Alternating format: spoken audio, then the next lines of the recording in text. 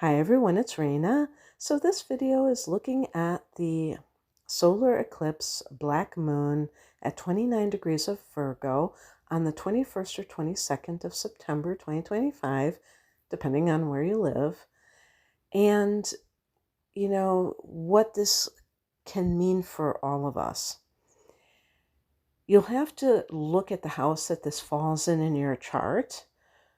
I would say preferably the natal chart in order to see how it may impact you in some way, and that's going to give you specifics on the area of life. But I'm going to just talk about what it means in Virgo for the collective and what the other energies surrounding this suggest.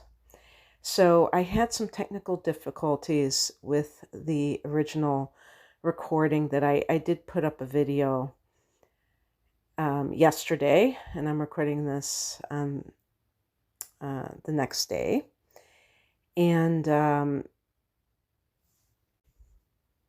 I found out the day that I originally posted the video and took it down, that Charlie Kirk, a conservative commentator, had passed away and had been assassinated, actually. And so I didn't feel like, recording another video that evening. So I'm doing so now, but I've been reflecting upon that because in the original recording, I spoke about some of the concerns that are present at that time, namely Mars squaring Pluto when it comes to violence and maintaining power and that kind of thing. So we can see that this is not something that is dependent on one day. This is a period of time in September, and that was kind of in the wake of the lunar eclipse in Pisces, that his murder occurred. And so that type of influence is, we could look at this as an eclipse portal. And also the next day after this solar eclipse, we're having the equinox in the northern hemisphere autumn, southern hemisphere spring. And that's a very potent time of change as well. So if you feel keyed up in September personally, this could be why. I know for myself that has been an ongoing issue actually since probably the latter part of August.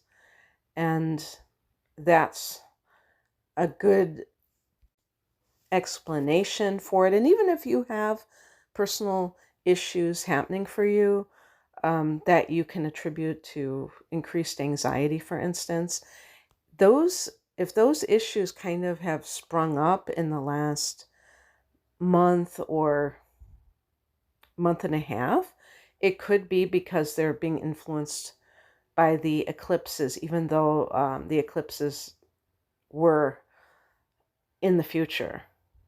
So it's very important to give yourself a lot of leeway during this time, because you may feel on edge. And you may just think that you're, well, I was going to say, you're going to think that you're going crazy, but it's actually that we're going through an intense shift.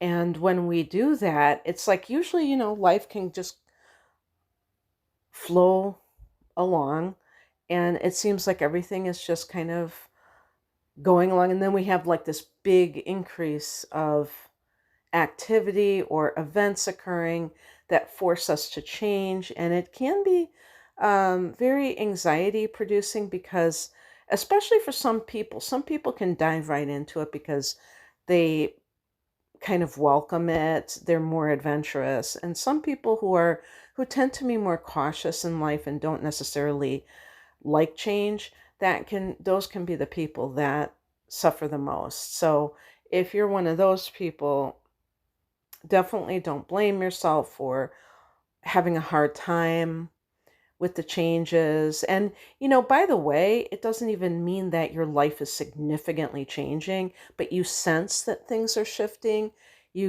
Or maybe they're shifting for people around you, for family members, for friends. And even if you don't specifically experience any like new developments in your life, if someone close to you does, that affects you.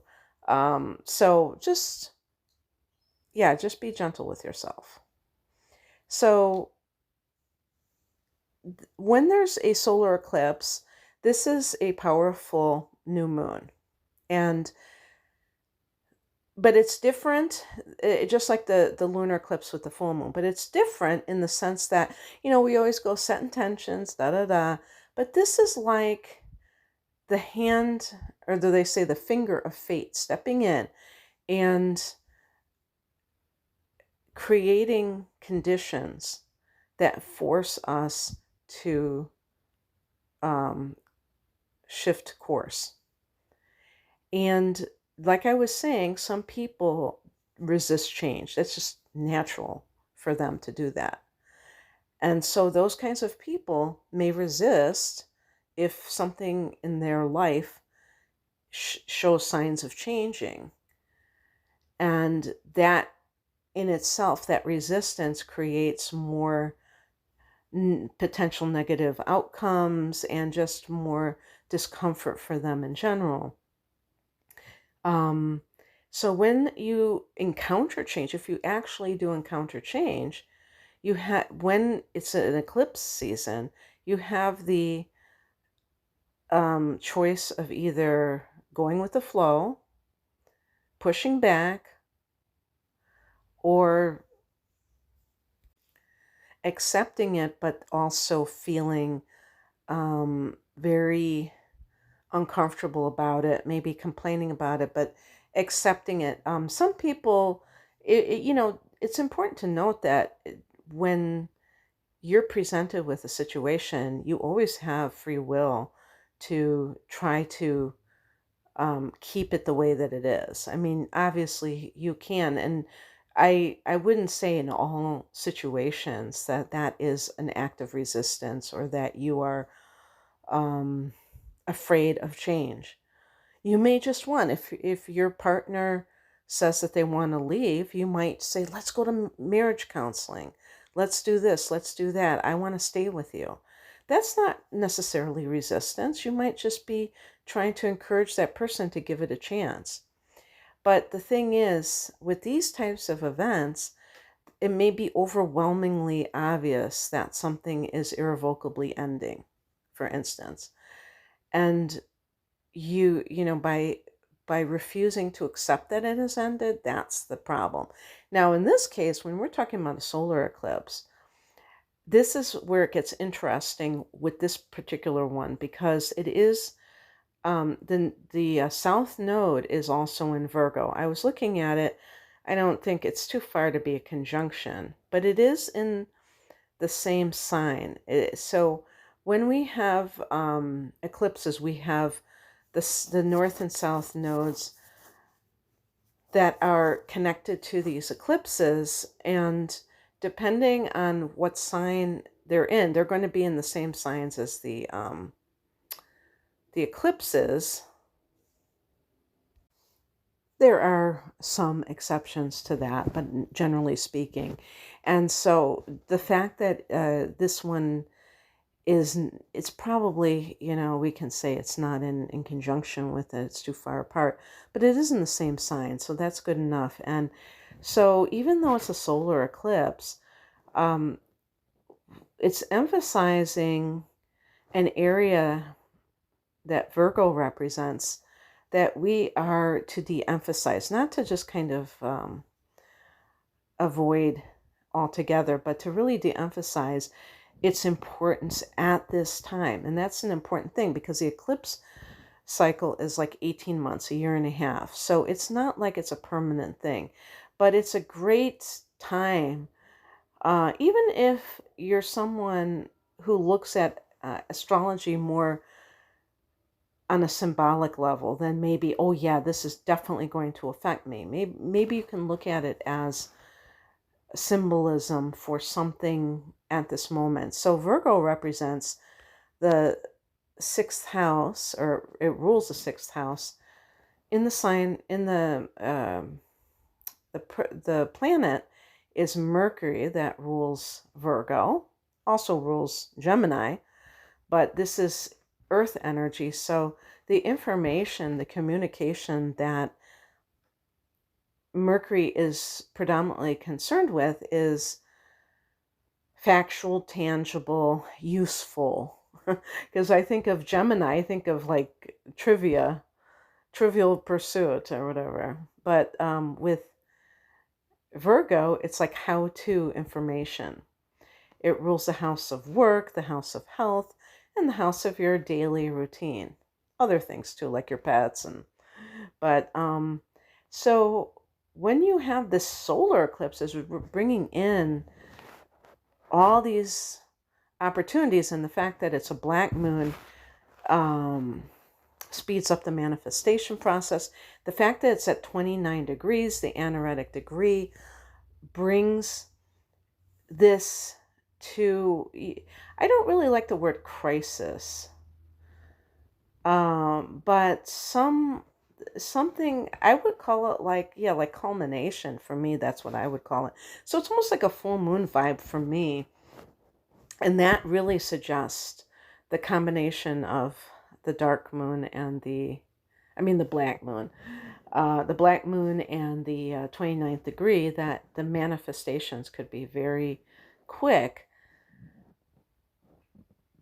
But because the South Node is in Virgo as well, we have to look at how do we let go of something to manifest, which sounds paradoxical, but it really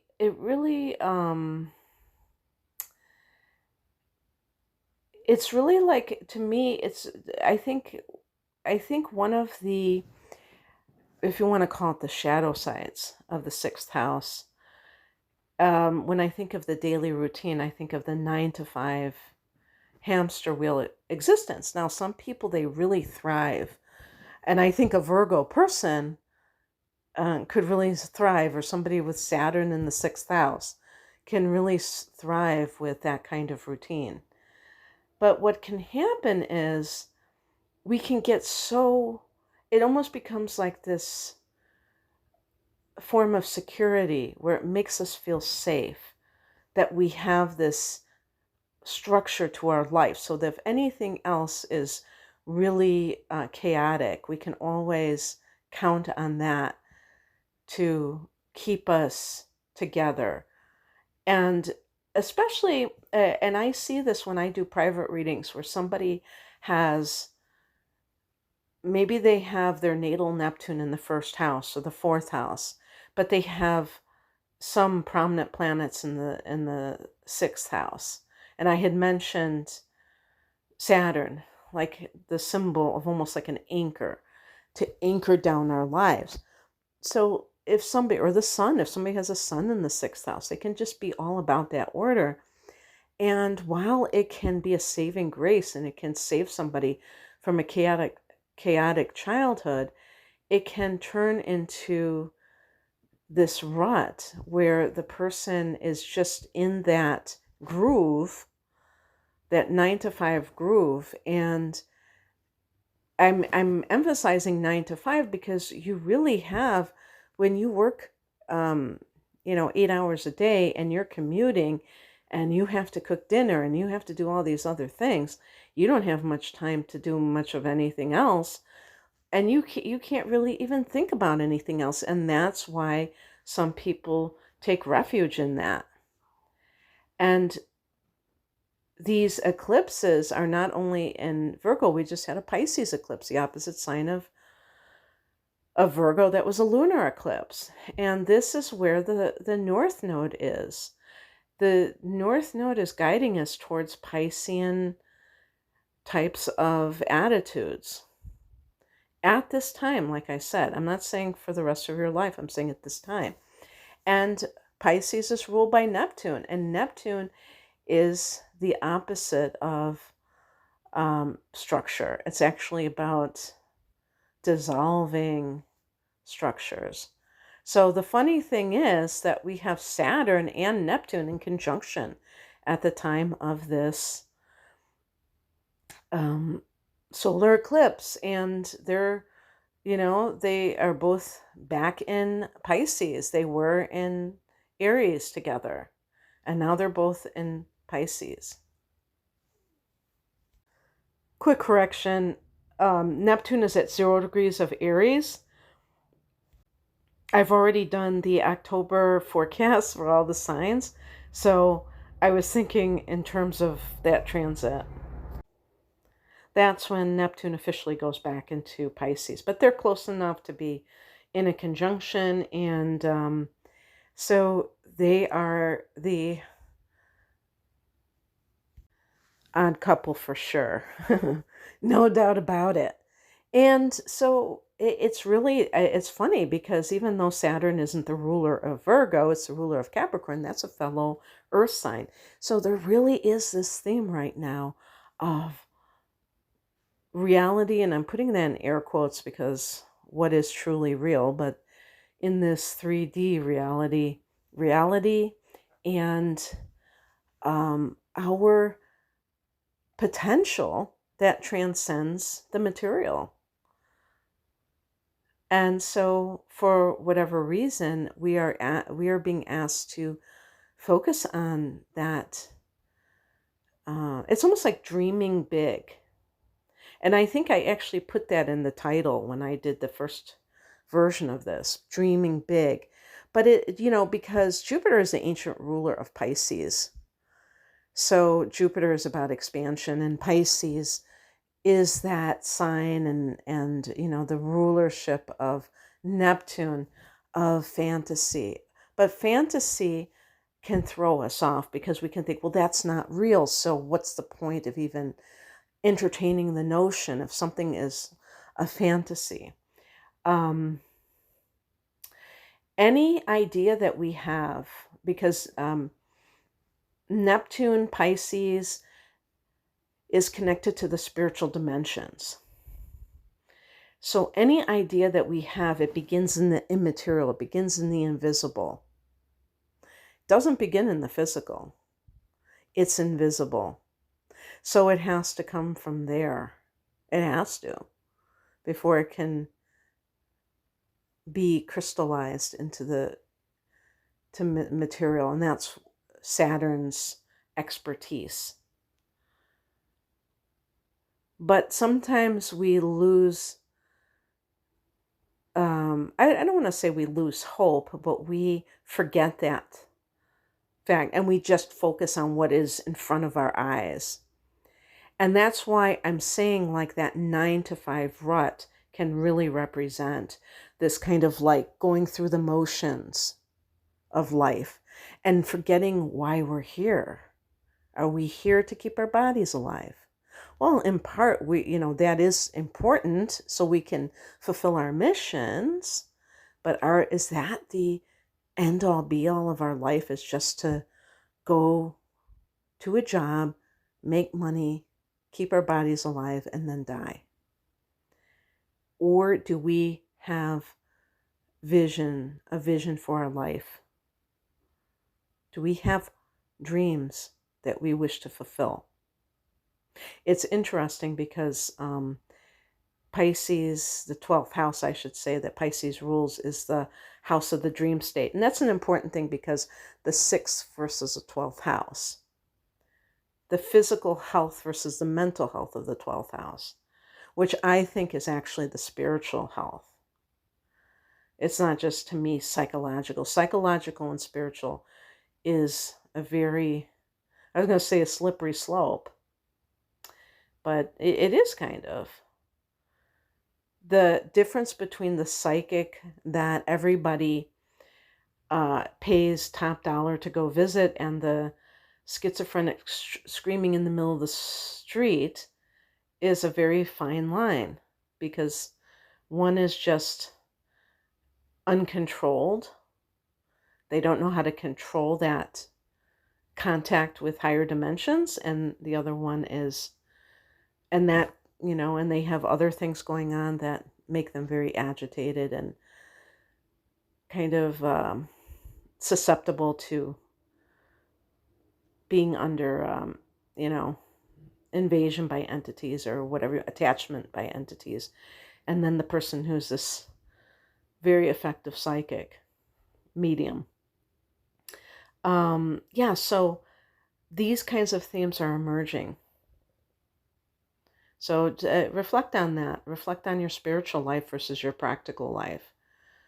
But not just your spiritual life. I mean, your spiritual life can involve things that you manifest on the physical level. Like I'm saying, if you have an idea, that could become an amazing business for yourself. But it does involve creativity. Don't get it twisted. And Pisces is all about creativity. Inspiration, the late Wayne Dyer used to say, in spirit, inspiration. So I want to talk about some of the other aspects that are happening at this time. One of the things, or even planets and signs, Mercury is in Libra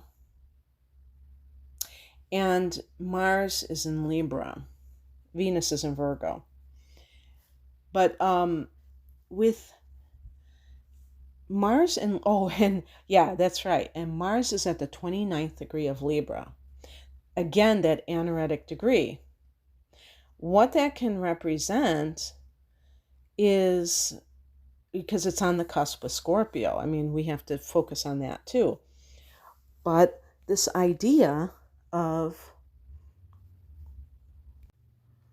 vengeance as a form of justice. Or you could say justice versus vengeance. What is justice? What is vengeance? Because I have said to people who are Sun in Libra, who may have Mars in Scorpio, or the Moon in Scorpio, or even Mercury in Scorpio, but especially Mars, because that is us going after things very, maybe decisively. And it's like, if you look at the symbol of Mars, it looks like the arrow and the bullseye. And so people that are Libra individuals, and if you're a Sun in Libra, you may have to agree with me that they can be the most gracious people, but the one thing that pisses them off royally is injustice. And you add a Mars in Scorpio, or maybe on the cusp of Scorpio, and you're going to get the type of justice that is sometimes known as street justice. Not that they would carry it out, but that they would just hope that that person gets what's coming to them. And it's the vibration is a lower vibration, because it's kind of like, I want them to suffer the way they made somebody else suffer. And this is something that is the danger of this, especially since we have that square from Mars to Pluto, is that these events that come up, and I was talking about Charlie Kirk, it's almost like inciting violence. It's a manipulation to get people riled up so that they want to do something. And then there's something called problem, reaction, solution. You create a problem, and then, these entities, people react to that problem, and then the solution, which is overbearing in normal circumstances, all of a sudden becomes acceptable because of the extreme conditions surrounding that event. So I just want people to, even though this is a new moon and this is a solar eclipse, be advised that this is still, it carries that 29 degrees of Libra, Virgo energy, along with the 29 degrees of Mars energy. So it's kind of like almost like the breaking point. Another thing going on with Mars is that it is squaring off to Jupiter, which means that it can be extra action, extra reaction to a situation. So yeah, those two squares, and we have seen in the past, we've seen that square from Mars to Pluto, and it's like heavy-handedness. So we want to really think about that. Now, in addition to that, we have two sets of oppositions: Sun, Moon, and Mercury to Saturn, and the same three planets to Pluto. To Neptune. Actually, the same three planets are trining Pluto, which is really nice. So things balance each other off. I'm not going to just say, because we have Mars square Pluto, that's the sign that everything is like really bad on that day or in that time period. But I want to talk about these three oppositions. The Sun opposing Saturn, if you have this in your natal chart or even like a square, I have the square. It's really about an authority figure, which Saturn represents, trying to thwart our light, our creativity, and our sovereignty, our individuality. So with Mercury, this can be our ability to communicate, okay? And that's where our individuality can really rise and shine right now, because speaking out, a lot of people just conform to whatever they are manipulated to conform to, instead of saying, no, I don't care if everybody around me, my family and friends, thinks one way. This is how I think. And I'm not going to do that thing or think those things because the masses think it. I'm going to think for myself. But because these are oppositions instead of squares, there can really be this sense of oppression in a sense, because a person may feel like they are being dominated by someone using the law or using some kind of semblance of authority to do so. And even with Mercury, it can be, because if we think about the media, we think even the internet, we think about these things. The internet is the media, but I mean, if they shut down something, we can't, if let's say if Twitter or X went down, people wouldn't be able to comment on it. Even if they're totally, like very outspoken. How can you be outspoken when something is unavailable for you to comment on? So the internet as a whole, and I'm not seeing anything that's suggesting that the internet will, because people have speculated that there will be a time when the internet will go dark for a period of time. I can't say that this will be the time, but certainly because these are very volatile times, that could happen. And then how would we communicate? Through smoke signals?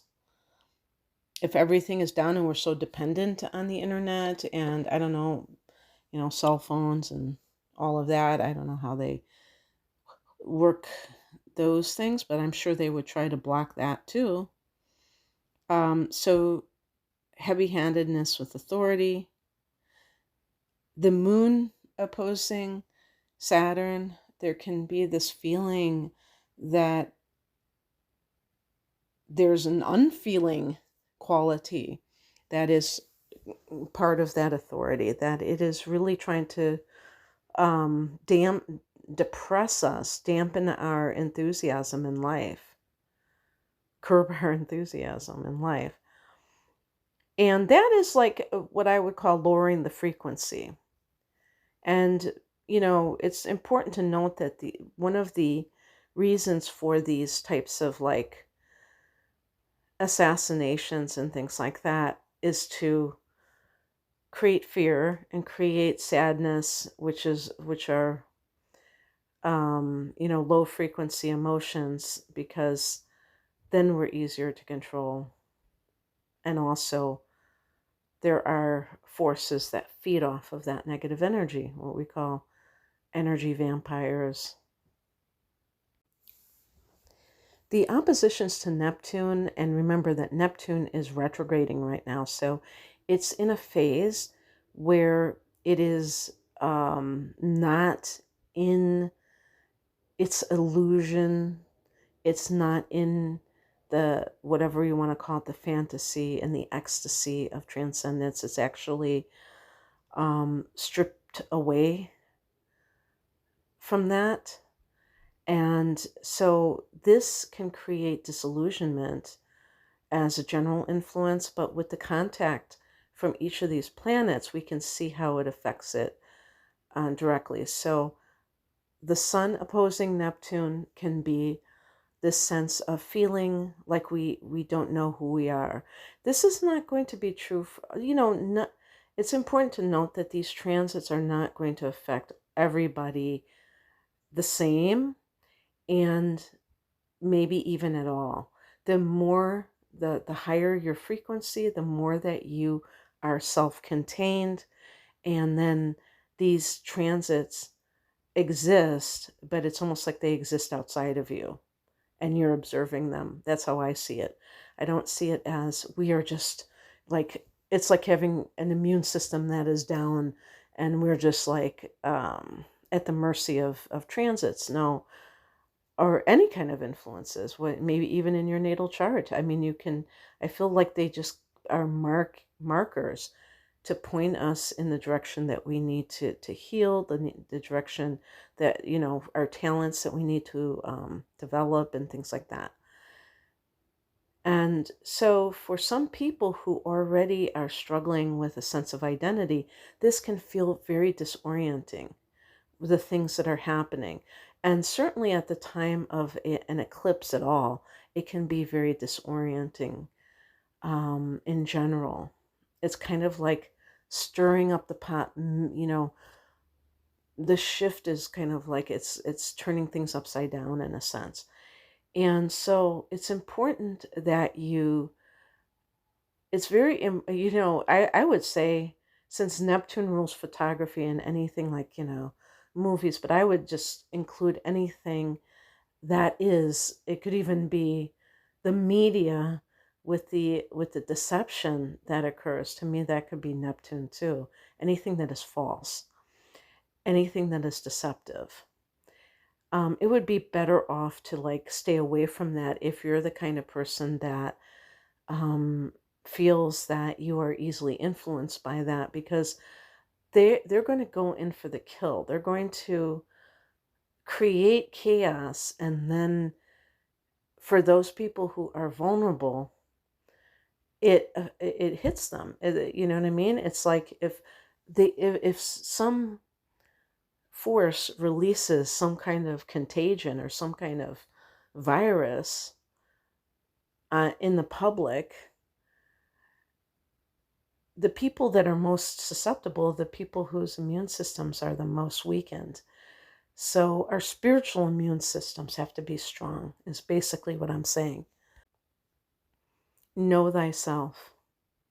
If you don't know who you are, then just be on high alert that someone may be trying to tell you who you are and trying to manipulate you into taking foolish action that is very hasty, that is very ill-advised. The moon opposing Neptune is, yeah, I see this in natal charts, that people may be overly um,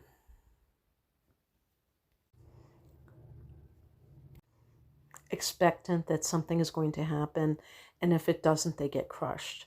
It's over idealism, it's unrealistic emotional expectations for anything. So keep that in mind. Even in the New Age community, it seems pretty obvious to me that the New Age community has been infiltrated in many ways. And one of them is to kind of keep people in this false expectancy that really almost, to me, encourages passivity and isn't ultimately good for our spiritual evolution. And if something like, if there is something that occurs that affects the collective and it makes you feel disillusioned, disappointed, um, understand that it was designed to do just that. Don't fall for the okie doke. Mercury opposing Neptune, rose-colored glasses.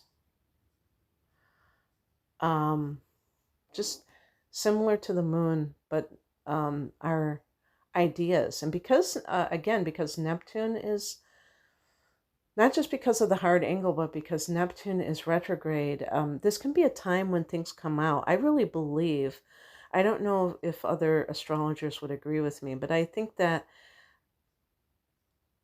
because the North Node is also in Virgo, is that we are meant to um,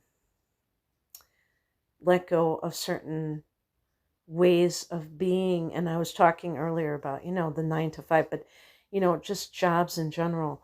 Um, some that whole life will very likely change. I mean, we saw a preview in 2020 when people had to stay at home.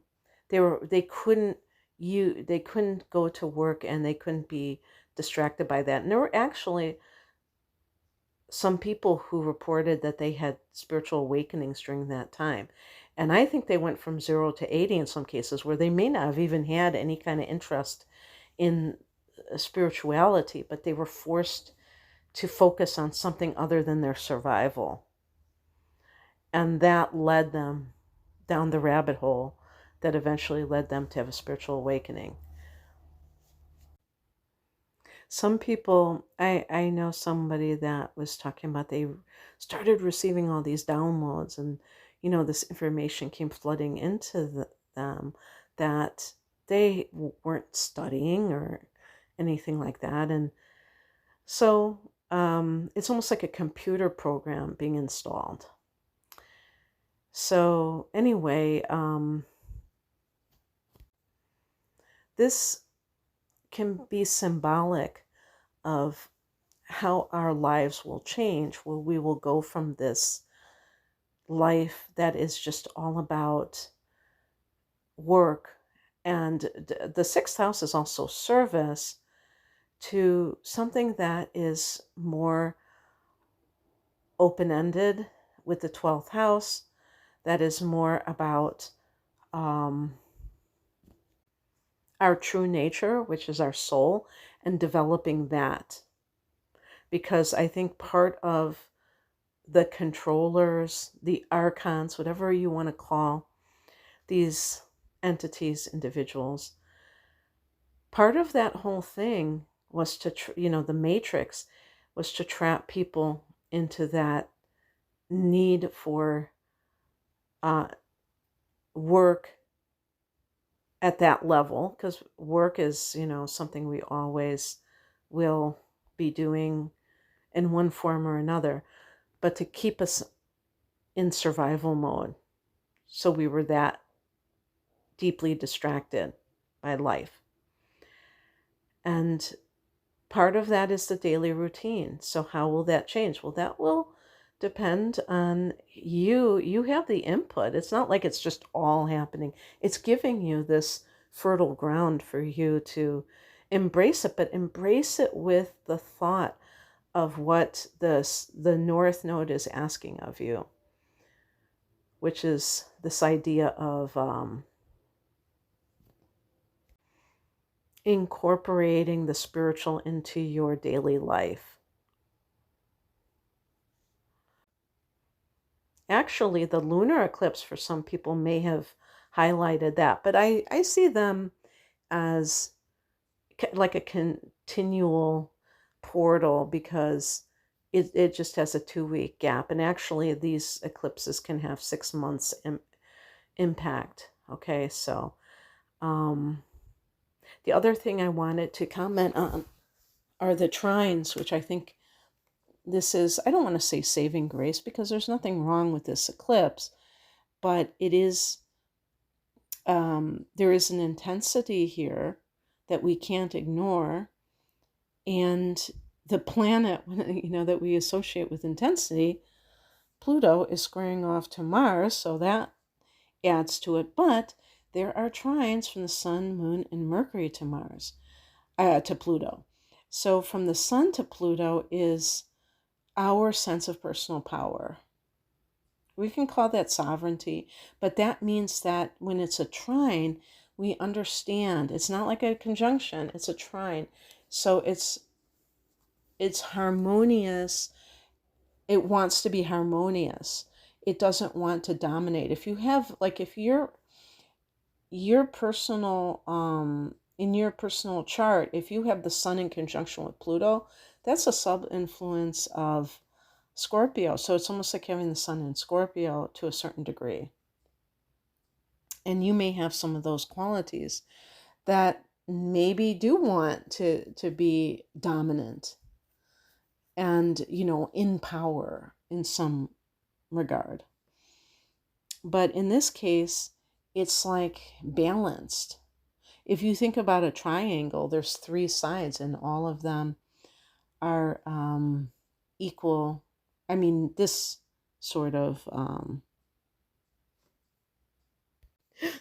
I was just thinking, like, there are different types of triangles. But it's just an equilateral triangle. I actually looked it up because I didn't do very well in plane geometry. Let me put it that way. There is a sense of ease when you're, they call these easy angles because the planet that it's connecting to, the energy is flowing. It's not obstructed, And so with Pluto, it's being able to step into your power. With the moon trining Pluto, you're not being controlled by your emotions. You're able to master your emotions. And really, with the case of the moon, and there's like a healing vibe from that can be used for yourself and for others because no matter, it's like alchemy, and that's what I associate with Scorpio, the 8th house, and Pluto. Pluto is one of the rulers of the 8th house, is alchemy. It's transformation. That's a key word. But when you transform something, the before picture, you look at what is the before picture. And you're going to, that's how you heal. You go from one situation that's not so pleasant to one that is restoring harmony. And Mercury trine Pluto is great for transforming or rewiring your mind in a way that benefits you. And even in these moments that we could sometimes call crisis or heightened, energy, that can be the time of the quantum leap. And that was actually my part of my title too, which I'm going to use, because I do believe that because Virgo rules the sixth house of work, for instance, which we can call our dharma. Like, what is it that when we want to be to service to others, when when we are doing our job, or if you want to talk about the 10th house, what our career involves, we're performing a service for other people. Hopefully, I can't think of anything that would just be completely self-serving, although there are some types of work that are more beneficial for the self than for the other. That could certainly be. But we're doing these things, and this eclipse can propel us to new heights. But we can't cling to the old way of regarding it, which is this idea that this is the end all be all of life, to work and to do practical things, that we know that there's something more. And that's what Pisces represents. Alrighty then, that's what I have for you. I hope you enjoyed this. If you have stuck around, past the 46-minute mark. And for anyone who did, if you would like a private reading, the link is below. Take care. Bye.